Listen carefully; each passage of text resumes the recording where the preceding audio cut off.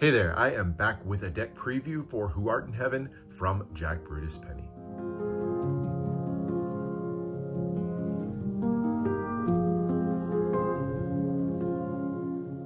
An illuminated tome from the 1400s tells the story of a man named Jonicus. He was by birth unremarkable, the fourth son of Moses, but throughout his life he would eventually rise to a position advising King Nimrod of Mesopotamia.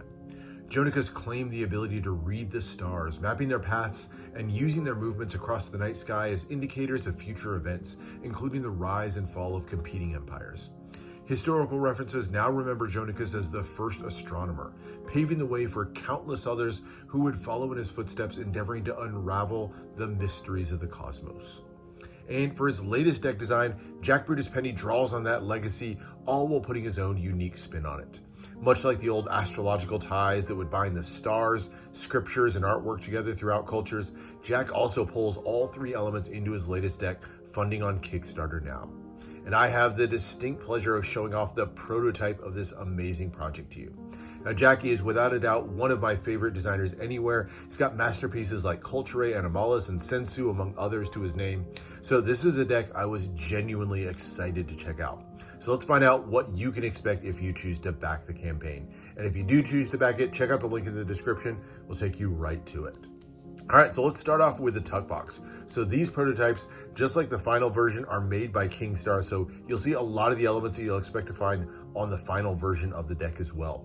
It's done on a beautiful blue, thick textured cardstock here, mimicking the night sky, and then covered with a beautiful myriad of colors, forming these sort of cloud nebula sort of shapes here in the sky. You get the purples, the greens, and that cream color, beautiful contrast against the dark blue, and then covered with hits of this bright blue electric colored foil here. Really nice, vibrant color. You get the Who Art in Heaven written here in the very fancy script up there at the top. And then a myriad of stars and constellations filling the sky and wrapping their way all the way around the tuck box. Really love that blue foil, nice, bright, vibrant color that you can find on all the sides here. On the back here, you get a look at one of the characters that forms the story of the deck. So the whole deck is a deck of whimsy. It's the story of a Kit learning from his scholar cleric. But as the Kit's sitting there learning from the cleric, he gets constantly distracted. He's always looking up at the stars, and as he looks up at the stars, he distracts the cleric with questions about what the heavens can contain, sort of distracting from learning the scriptures. It's a beautiful, really fun story, and all the characters in this one are coney rabbits. They're characters that you'll find actually make a recurring appearance throughout a few of Jack's other decks. So for example, these same coney rabbits can be found in the Culture Animalis deck. So kind of a cool binding touch across the different decks. And at the bottom here, you get the ad copy for Kickstarter, who printed the deck. Just a beautiful look to it overall, but that's not all you can find on the tuck box. And we're gonna do this for a lot of the deck. There's a lot of hidden secrets that you can uncover with a black light. So as you turn the black light on for this one, you get a look at a beautiful set of artwork that reveals itself under the black light, completely invisible without it, but you get these fun, whimsical designs, this kind of hand-drawn rocket, additional stars exploding through the skies. You'll see characters floating their way through as well. It's a fun little addition, and fun fact, these bits of artwork were actually drawn by Jack's son, along with a selection of other kids who provided that artwork. Kind of gives that fun whimsy to have that completely hidden element that's only revealed under a black light, but kind of gives you that impression of, maybe what it was that the Kit saw as he looked up at the skies. Very fun extra look, and like I said, this is not the only time we're going to be using the black light to reveal secrets to this deck, so stay tuned for that. But anyway, as you open up the tuck box, you get the moon and the stars here, and of course covered with more details when you bring that under the black light. And then some nice interior printing with these clouds billowing up through the entire interior of the tuck box. Beautiful, unique, and distinctive tuck box, and just beautifully executed all the way through by Kickstarter. But let's get into the cards. And you may have caught a peek of this one, but it is a gilded deck. So the one version of the deck is a gilded deck. Beautiful, sparkly blue gilding on this one. Love that deep blue blue color, and I think it matches really well with the back design of the cards as well. So you do get some nice gilding, and then the cards themselves on the back design mirror those same colors that we saw on the tuck box, the dark blues, and then covered with those purples and greens and cream colors all the way through. But on this one, in addition to the clouds making their way through that two-way back design, you get that coney rabbit peeking its way into the heavens from the top and the bottom to kind of form that reflected design. Fun design, and definitely in Jack's trademark style. Just beautiful artwork, and I love the colors that he uses through the deck. All right, but now on to the cards themselves. Oh, I should mention, by the way, of course, Blacklight will reveal even more details on the back design, and those UV details themselves are also two-way, just kind of in keeping with the rest of the design. So very cool, extra little details that explode through every single aspect of the deck. All right, so now we get the two jokers of the deck, kind of following that Middle Ages theme. So you get the Middle Age minstrels here, one of them playing the lute and another one playing this little pipe here. And they do form a bit of a diptych design, so you can hold them together here and you can see the connection there in the center. So it is a little bit of a diptych design. I wouldn't call it a full diptych just because you do have the borders there, but they do connect in some way.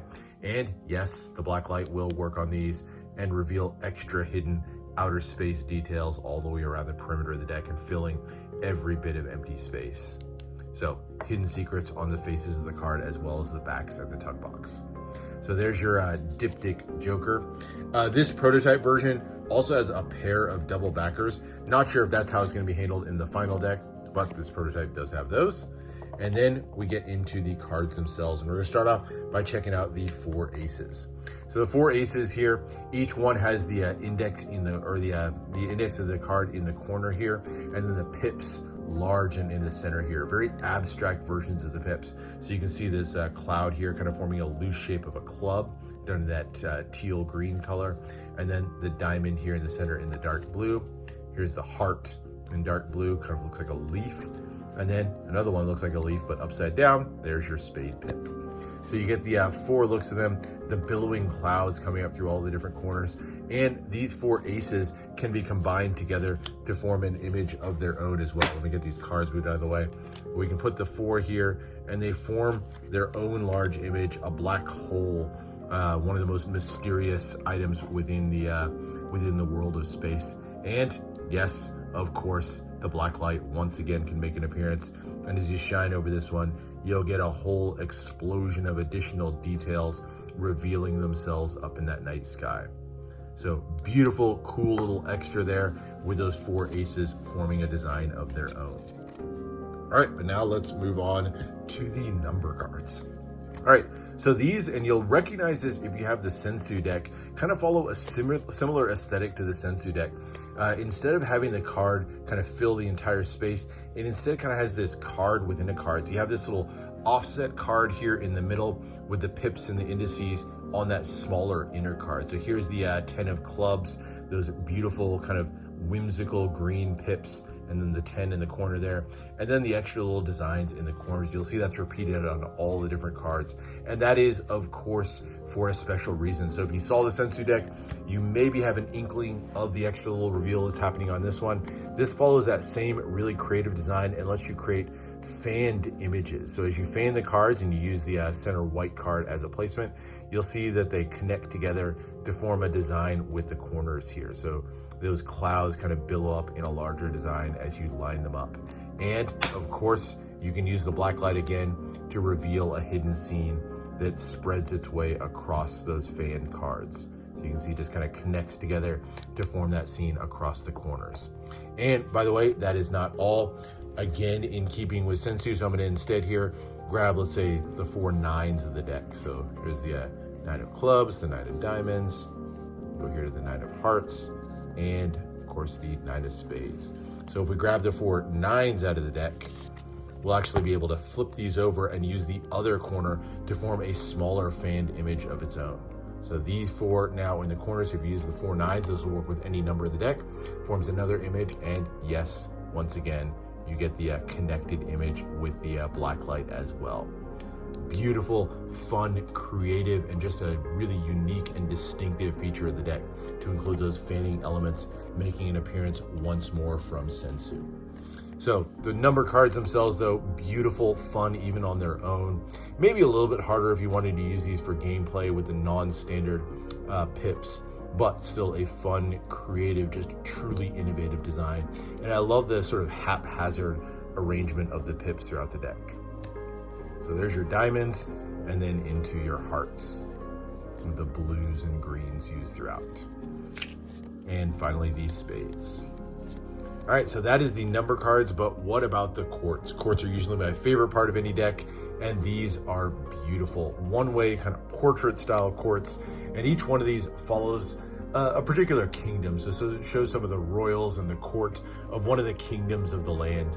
Each of the kingdoms were themselves, highly religious, but of course, with the kit always questioning religion and pointing people towards the heavens, you'll see many of the courts themselves starting to look up towards the heavens and sort of asking questions of their own. And behind each one, a little bit hard to see here, actually may show up a little bit better with the black light, you can see scripture written behind them. So kind of mirroring in the scripture that's a part of their lives, but then also the heavens and the skies and the questions that it brings. And these do themselves form a bit of a triptych image. So you'll see that they connect here. And once again, if you use that black light, probably saw it just a second ago, but as you shine the black light, you'll see that that image connects across the different cards as well. So you get hits of detail with the black light on these and that triptych image that forms a kind of cohesive scene across the three courts. So beautiful look to these. Love the kind of distinctive styles, the portrait look to them. The one-way courts are unique, interesting, vibrant, colorful. And so on each one of these, you'll get some of the royalty here. So like the king wearing his crown. You'll get kind of a philosopher or a cleric. And then you'll get one of the astronomers. So usually peering up into the heavens in these sort of classical poses that are inspired by medieval art. I love the mixture on these, kind of bringing in elements of religion and old manuscripts, along with old artwork and woodblock styles. It's just such a cool and innovative deck all the way through. So here's your final three of the quartz coming up with these spades. This is probably my favorite one. I love the fan here, or whatever that astrological instrument is, but as he's using that to gaze up at the heavens as well. But very, very cool deck overall. Just some truly distinctive and unique features throughout the deck that make this one of the most interesting and creative decks that I've ever experienced. So that is the look at Who Art in Heaven from Jack Brutus Penny. A deck like no other. And I've got to say, I cannot recommend the Kickstarter campaign highly enough. I will keep that link down in the description if you want to consider backing it for yourself. These decks are limited to just 1,000 overall, so it's going to be a bit of a harder deck to get if you don't grab it on the campaign. So make sure to jump in, be a part of the campaign. It's a simple campaign. And if you're interested in finding out more about Jack's work, consider checking out his Patreon. Not only do you get more into his stories, and I will tell you, Jack's storytelling is detailed, extensive.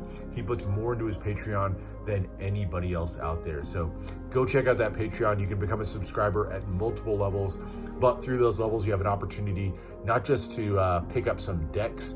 A lot of people join Patreon for that, but also to find out even more about the stories, the lore, and the depth that surrounds each one of his designs. And of course, get a peek into some of the future stuff that he's got going. So I'll also put a link down in the description for the Jack Brutus Penny Patreon if that's something you're interested in as well. But anyway, that's it for now. That is the look at Who Art in Heaven funding on Kickstarter now. Hope you enjoyed this look, and make sure to subscribe for more deck reviews, more unboxings, and more previews like this one. That's it for now, and I'll see you for the next one.